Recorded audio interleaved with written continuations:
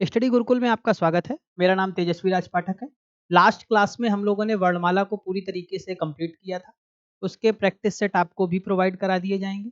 आज हम नए चैप्टर की शुरुआत करने वाले हैं, जिस चैप्टर में हम लोग शब्द को पढ़ेंगे। जैसा कि शुरुआती कालक्रम में हम लोगों ने शब्द का अर्थ जाना था कि शब्द किसे कहते हैं, तो आज शब्द रूपी चैप्टर को खत्म करेंगे, जिससे हमारे विकारी और अविकारी शब्दों में भी विभेद कर पाना बहुत आसान हो जाएगा। तो चलिए आइए शुरू करते हैं। आज हम सबसे पहले शब्द को जानते हैं कि शब्द होते क्या हैं। तो शुरुआती चैप्टर में हमने आपको बताया था कि हिंदी बेटा एक भाषा है। भाषा वाक्य से मिलकर बनती है। वाक्य शब्दों से मिलकर बनते हैं। और जो शब्द हैं वो वर्ण या फिर अक्षर या फिर ध्वनि से मिलकर बनते हैं। अगर हम देखने का प्रयास करें तो भाषा की अगर लघुत्तम इकाई की बात करें, तो भाषा की जो लघुत्तम इकाई है, भाषा की लघुत्तम इकाई की अगर हम लोग बेटा बात करें, तो भाषा की लघुत्तम इकाई आती है ध्वनि।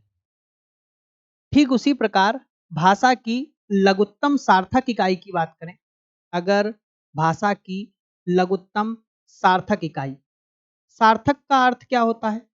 सार्थक का अर्थ होता है कि बोलचाल में जिन भी हम शब्दों को बोल रहे हैं उनका कुछ ना कुछ अर्थ होगा। तो ऐसे शब्दों को सार्थक शब्दों की श्रेणी में रखा जाता है। तो अगर कोई पूछे भाषा की लघुत्तम सार्थक इकाई कौन सी है, तो भाषा की लघुत्तम सार्थक इकाई को क्या कहते हैं? शब्द। तो आज हम लोग शब्द चैप्टर की शुरुआत कर रहे हैं और शब्द की आपको दो परिभाषाएं देखने को मिलेंगी।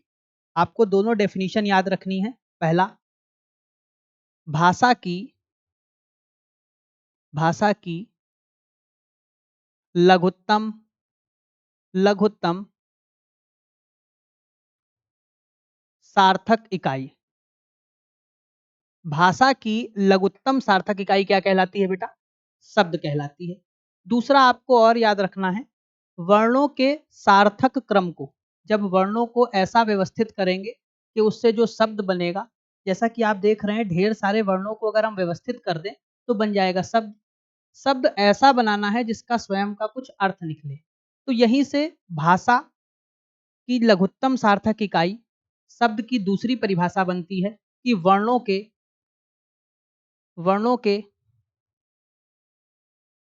सार्थक समूह को, वर्णों के सार्थक समूह को क्या कहते हैं? शब्द कहते हैं। जैसे अगर हम बेटा वर्णों की बात करें, तो आपने सुना है एक का व्यंजन होता है, फिर एक होता है माँ व्यंजन, फिर एक होता है बेटा ला व्यंजन। अगर ये देखें तो का एक वर्ण है, माँ एक वर्ण है, ला एक वर्ण है। जब इन वर्णों को जोड़ते हैं तो जोड़ने पर बेटा बनता है एक शब्द। उस शब्द का नाम हो गया कमल। और कमल का स्वयं में एक अर्थ होता है, एक पुष्प होता है। तो हमने क्या देखा कि जब हम वर्णों को जोड़ते हैं और जोड़ने पर उनको ऐसे जोड़ने का प्रयास करते हैं ताकि जो शब्द बन रहा है उसका स्वयं का कुछ अर्थ निकले। तो जब भी हमने वर्णों के क्रम को जोड़ा, वर्णों के क्रम को जोड़ा, तो क्या बना बेटा? शब्द। तो यहाँ से शब्द की दो परिभाषाएं आपको याद रखनी है। पहली परिभाषा, भाषा की लघुत्तम सार्थक इकाई क्या है बेटा? शब्द। और दूसरी याद रखना है, वर्णों के सार्थक समूह को क्या कहते हैं? शब्द कहते हैं। अब हम लोग चर्चा करेंगे शब्द के प्रकारों पर कि शब्द कितने प्रकार के होते हैं। अब उस पर चर्चा करने वाले हैं कि शब्दों के प्रकारों पर देखेंगे कि शब्द कितने प्रकार के होते हैं और इनका जो वर्गीकरण है वो किस प्रकार किया गया है। तो अब हम लोग देखते हैं शब्द के प्रकार। शब्द के प्रकार, बेटा शब्द दो प्रकार के होते हैं। कितने प्रकार के होते हैं? दो प्रकार के होते हैं। पहला होता है सार्थक। पहला क्या होता है बेटा? सार्थक शब्द। पहला होगा सार्थक शब्द। और अगर हम लोग दूसरे शब्द की बात करें प्रकार की, तो होगा निरर्थक शब्द। कौन सा होगा बेटा? निरर्थक शब्द। ये क्या होते हैं सार्थक शब्द? जब हम वर्णों को व्यवस्थित कर रहे थे और व्यवस्थित करने पर शब्द बन रहा था और उस शब्द का अगर कुछ ना कुछ अर्थ होता है, तो ऐसे शब्द को सार्थक शब्द कहते हैं। तो सार्थक शब्द की परिभाषा बनी, ऐसा शब्द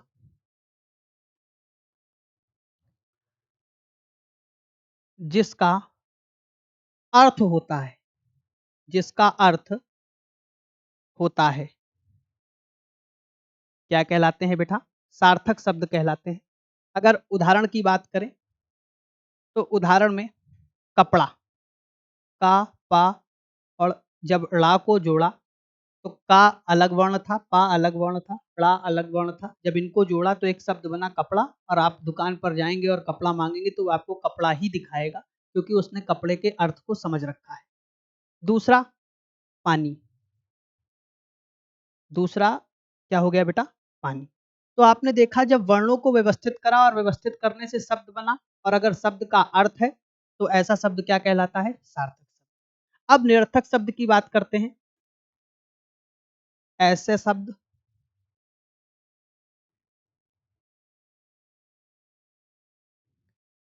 जिसका कोई अर्थ नहीं होता है, कोई अर्थ नहीं होता है, किंतु बोलचाल की भाषा में, किंतु बोलचाल की भाषा में, बोलचाल की भाषा में हम उसका प्रयोग करते हैं, हम उसका प्रयोग करते हैं। ऐसे शब्दों को बेटा क्या कहते हैं? निरर्थक शब्द। जैसे उदाहरण स्वरूप अगर हम देखने का प्रयास करें तो आप कई बार रोजमर्रा की जिंदगी में शब्द युग्म का प्रयोग करते हैं। कुछ शब्द ऐसे बोलते हैं जिनका अर्थ होता है और कुछ का अर्थ नहीं होता है। जैसे कपड़ा के साथ आप बोलने का प्रयास करते हैं लत्ता। लत्ता का स्वयं का कोई अर्थ नहीं होता है, तो जिन शब्दों का कोई अर्थ ना हो वो किस श्रेणी में रखे जाएंगे? निरर्थक। दूसरा उदाहरण देखते हैं, पानी के साथ आप बोलने का प्रयास करते हैं वाणी। वाणी का कोई अर्थ नहीं होता है, किंतु रोजमर्रा की जिंदगी में और बोलचाल की भाषा में हम दिन प्रतिदिन ऐसे असंख्य शब्दों का प्रयोग करते हैं जिनका अर्थ हमको खुद भी नहीं पता हो। एक और आपने सुना होगा धम्म। धम्म, धम्म से गिर गए, चटाक से तमाचा मार दिया, तो ये चटाक का कोई अर्थ नहीं होता है। तो ऐसे शब्द जिनका कोई अर्थ नहीं होता है वो शब्दों में निरर्थक शब्दों की श्रेणी में रखे जाते हैं। तो हम लोगों को सार्थक शब्द पढ़ना है, तो हमने शब्द की परिभाषा देखी। शब्द दो प्रकार के होते हैं, पहला होता है सार्थक शब्द, दूसरा क्या होता है बेटा? निरर्थक शब्द। अब हम लोग पूरा पढ़ने वाले हैं सार्थक शब्दों के विषय में, कि सार्थक शब्द किसे कहेंगे, किस प्रकार के शब्द होते हैं सार्थक। चलिए देखते हैं।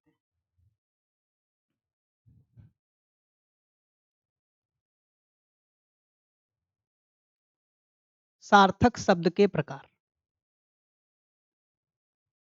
बेटा जो सार्थक शब्द होते हैं ये चार प्रकार के होते हैं।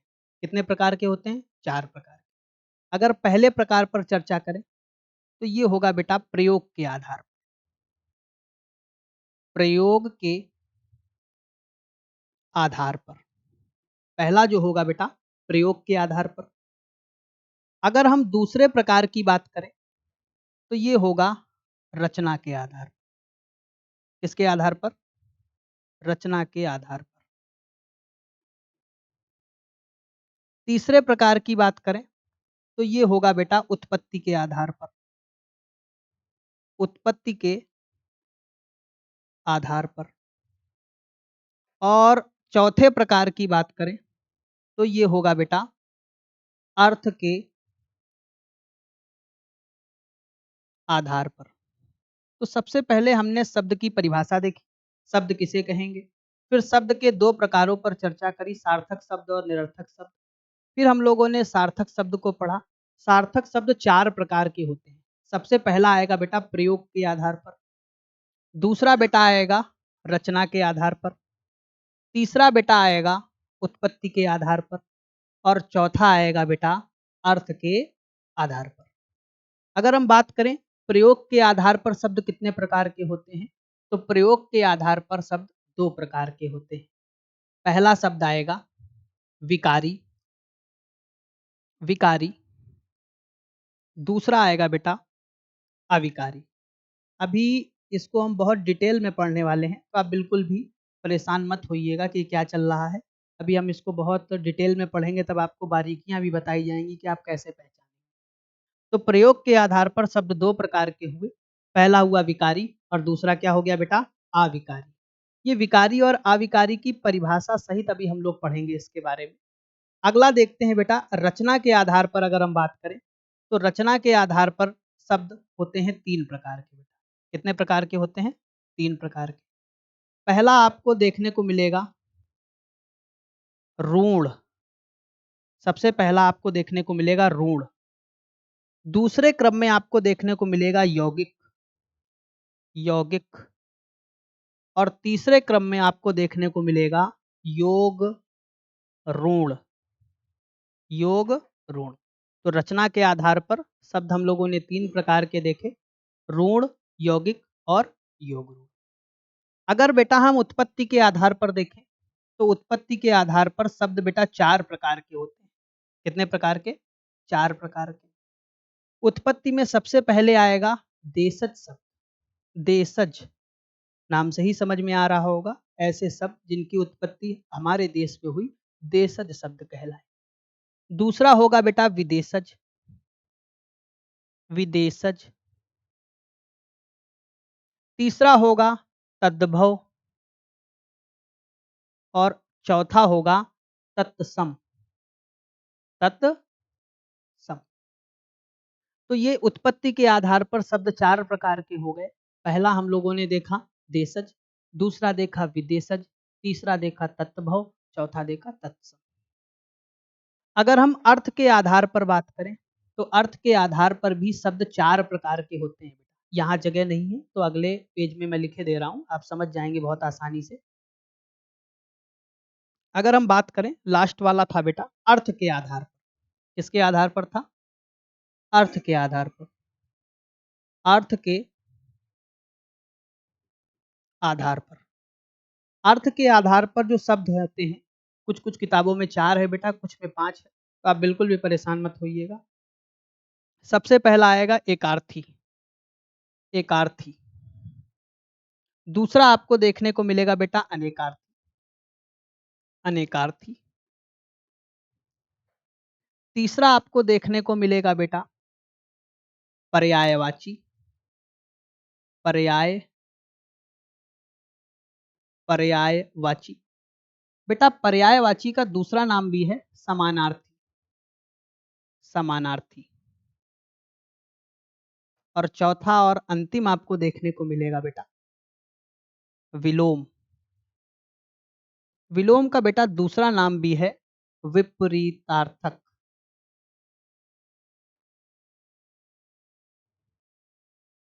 अभी हम लोगों ने शब्दों का केवल वर्गीकरण किया है, अभी इनकी परिभाषा और उदाहरण सहित समझने का प्रयास करेंगे कि कहाँ पर क्या क्या चीजें किस प्रकार आती हैं। आपको इसको हूबहू नहीं याद रखना है। जैसे प्रश्न बनता है कि निम्नलिखित में से तत्सम को पहचानिए, शब्द से अगर प्रश्न कभी भी बनेगा बेटा, तो ठीक इसी प्रकार का बनेगा कि निम्नलिखित में से तत्सम को पहचानिए, या फिर निम्नलिखित शब्द का तत्सम रूप क्या होगा। बस ये 2-3 प्रकार के प्रश्न बनेंगे। ये जो हमने अभी आपको एक छोटा-सा डायग्राम बनाकर दिखाया है, तो इसको देखकर परेशान बिल्कुल भी नहीं होना है कि इसको याद किया जाए कि ना किया जाए। इस वजह से बिल्कुल भी चिंता करने की ज़रूरत नहीं है। बस छोटी-छोटी चीज़ें आपको देखकर चलनी है। तो हमने शुरुआत शब्द से की थी और बताया कि शब्द क्या होता है। तो भाषा की लघुत्तम सार्थक इकाई या वर्णों के सार्थक समूह को क्या कहते हैं? शब्द कहते हैं। फिर हमने शब्द के प्रकारों पर चर्चा करी। शब्द 2 प्रकार के होते हैं। पहला हुआ सार्थक, दूसरा हुआ निरर्थक। सार्थक शब्द की बात करें तो ऐसे शब्द जिनके स्वयं के अर्थ होते हैं, सार्थक शब्द कहलाते हैं। उदाहरण के तौर पर देखा हम लोगों ने। फिर निरर्थक शब्द ऐसे शब्द होते हैं जिनका कोई अर्थ नहीं होता है, किंतु रोजमर्रा की जिंदगी में हम बहुतायतता के साथ इनका प्रयोग करते हैं। इस वजह से ये बोलचाल की भाषा में सम्मिलित हो जाते हैं। तो ऐसे शब्दों को निरर्थक शब्दों की श्रेणी में रखा गया। अगर हम बात करें सार्थक शब्दों के प्रकारों की, तो सार्थक शब्द बेटा 4 प्रकार के थे। पहला था प्रयोग के आधार पर, दूसरा था रचना के आधार पर, तीसरा था उत्पत्ति के आधार पर और चौथा क्या था? अर्थ के आधार पर। अगर हम देखें प्रयोग के आधार पर शब्द 2 प्रकार के हुए। पहला हुआ विकारी, दूसरा क्या हुआ? अविकारी। अब हम लोग इनका भी क्लासिफिकेशन करने वाले हैं कि जो विकारी शब्द होते हैं बेटा, ये 4 प्रकार के होते हैं। विकारी शब्द कितने प्रकार के होते हैं? 4। ये आप बचपन से पढ़ते चले आ रहे होंगे। इंग्लिश में इन्हें पार्ट्स ऑफ स्पीच के नाम से जाना जाता है। सबसे पहला आएगा बेटा संज्ञा। क्या आएगा बेटा? संज्ञा। दूसरा आएगा बेटा सर्वनाम। क्या आएगा बेटा? सर्वनाम। तीसरा आएगा बेटा क्रिया। क्या आएगा? क्रिया। और चौथा आएगा विशेषण। क्या आएगा बेटा? विशेषण। ठीक उसी प्रकार अविकारी शब्दों की बात करें तो अविकारी शब्द भी 4 प्रकार के होते हैं। सबसे पहला आएगा क्रिया विशेषण। क्रिया विशेषण।